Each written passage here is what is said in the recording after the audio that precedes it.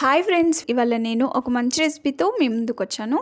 ఇవాళ రెసిపీ వచ్చేసి simple and tasty గోధుమ రవ్వతో బ్రేక్ఫాస్ట్. తక్కువ టైంలోని ఇన్స్టెంట్గా ఈ గోధుమ రవ్వతో బ్రేక్ఫాస్ట్ రెడీ చేసుకోవచ్చు. చాలా సాఫ్ట్గా టేస్టీగా ఉంటాయి, నోటికి కమ్మగా రుచిగా అనిపిస్తూ ఉంటాయండి.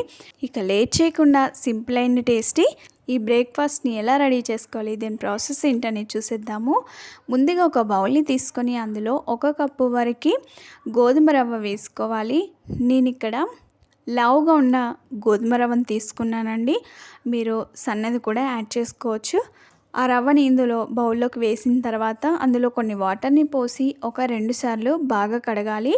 ఇలా కడిగి పెట్టిన గోధుమ రవ్వలో 1/2 కప్పు వరకు పెరుగు వేసుకోవాలి. పెరుగు కొంచెం పులిసిందైతే ఇంకా ఈ బ్రేక్ఫాస్ట్ చాలా రుచిగా ఉంటుంది. మామూలుగా తీయగా ఉన్న పెరుగు కూడా వేసుకోవచ్చు. పెరుగు వేసిన తర్వాత ఒకసారి స్పూన్తో బాగా కలిపి అందులో 1/2 కప్పు వరకు వాటర్ని తీసుకోవాలి. వాటర్ని ఒకేసారి కాకుండా సరి చూసుకుంటూ వాటర్ని కొన్ని కొన్ని పోసుకుంటూ ఈ రవ్వనంతా కూడా బాగా కలపాలి. నేను తీసుకున్న 1/2 కప్పు వాటర్లో 1/4 కప్పు వరకు వాటర్ని ఫస్ట్ పోసి కలిపానండి. తర్వాత ఇంకొన్ని యాడ్ చేశాను. ఇలా ఒకసారి ఉండలు లేకుండా బాగా కలుపుకోవాలి. ఇలా కలిపిన తర్వాత దీనిపై మూత పెట్టి 15-20 నిమిషాల పాటు ఈ రవ్వని నానబెట్టుకోవాలి. 15 నిమిషాల తర్వాత చూడండి, మనకి పెరుగులో రవ్వ అనేది చూసారు కదా, చాలా సాఫ్ట్గా నానిపోయింది. ఈ విధంగా నానితే సరిపోతుందండి. ఒక మిక్సీ జార్ని తీసుకొని అందులో ముందుగా నానబెట్టిన ఈ గోధుమ రవ్వ పెరుగుతో సహా మొత్తం వేసుకోవాలి. అందులో ఉన్న వాటర్ని కూడా మొత్తం వేయాలండి. ఈ రవ్వనంతా కూడా చాలా మెత్తగా మిక్సీ పట్టుకోవాలి. చూసారు కదా, పిండి కన్సిస్టెన్సీ ఈ విధంగా ఉండేలాగా మిక్సీ పట్టుకోవాలి.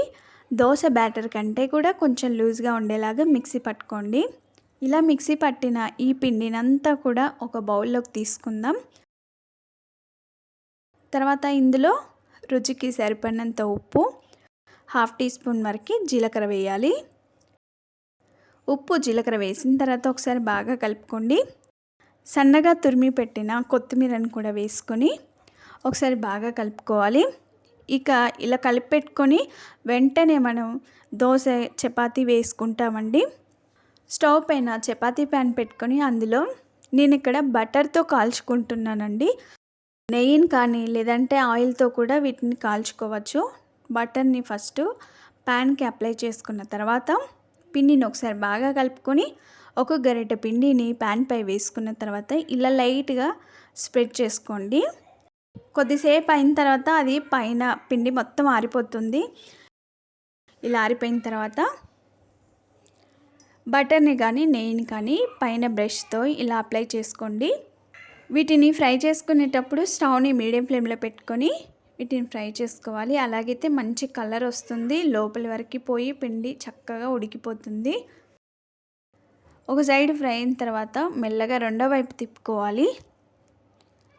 రెండు వైపులో కూడా మంచి కలర్ వచ్చేంత వరకు వీటిని ఫ్రై చేసుకోవాలి. మధ్య మధ్యలో బటర్ని అప్లై చేసుకుంటూ లేదంటే నెయ్యిని కానీ ఆయిల్ కానీ అప్లై చేసుకుంటూ కూడా రెండు వైపులా మంచి కలర్ వచ్చేంత వరకు ఫ్రై చేసుకోండి.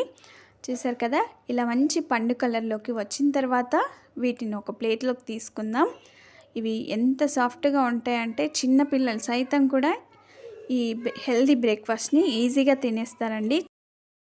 మనం ఒకటి ఫ్రై చేసుకున్న తర్వాత ప్యాన్ బాగా హీట్గా ఉంటుంది కదండి. కొన్ని నీళ్ళని చల్లి బ్రష్తో ఇలా నీటిని మొత్తం తుడిచేసిన తర్వాత పిండిని ఒకసారి బాగా కలుపుకొని ఒక గరిటె పిండిని ఇలా ప్యాన్పై వేసిన తర్వాత మెల్లగా ఇలా స్ప్రెడ్ చేసుకోవాలి. స్టవ్ని మీడియం ఫ్లేమ్లో పెట్టుకొని వీటిని కాల్చుకోవాలి. పైన పిండి మొత్తం ఆరిపోయిన తర్వాత బ్రష్తో ఆయిల్ కానీ నెయ్యిని కానీ బటర్ని కానీ అప్లై చేసుకొని ఒక సైడ్ ఇది ఫ్రై అయిన తర్వాత మెల్లగా రెండో వైపు తిప్పుకోవాలి. రెండు వైపులా మంచి కలర్ వచ్చేంత వరకు ఫ్రై చేసుకోండి. చూసారు కదా, ఇలా మంచి పండు కలర్లోకి వచ్చిన తర్వాత వీటిని ఒక ప్లేట్లోకి తీసుకుందాం. తీసుకున్న పిండి మొత్తాన్ని కూడా ఇదే విధంగా రెడీ చేసుకోవాలి.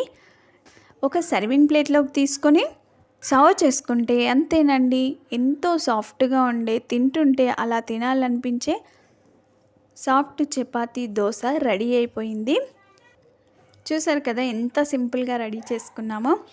చాలా హెల్తీగా, గోధుమ రవ్వ హెల్త్కి ఎంతో మంచిది కాబట్టి దాంతో హెల్తీగా ఈ రెసిపీని మీరు తప్పక ట్రై చేయండి. మీకు కూడా చాలా బాగా కుదురుతాయి, చాలా రుచిగా కూడా ఉంటాయి. మరి మీరు తప్పక ట్రై చేస్తారు కదా. మరిన్ని ఇలాంటి ఎన్నో వెరైటీ రెసిపీస్ కోసం మా ఛానల్ని సబ్స్క్రైబ్ చేసుకోండి. మీకు ఈ వీడియో నచ్చినట్లయితే లైక్ చేయండి, షేర్ చేయండి. మీరు తప్పక ట్రై చేయండి. మీకు ఎలా వచ్చిందో, టేస్ట్ ఎలా ఉందో నాకు కామెంట్ చేయండి. Thank you for watching. Bye bye.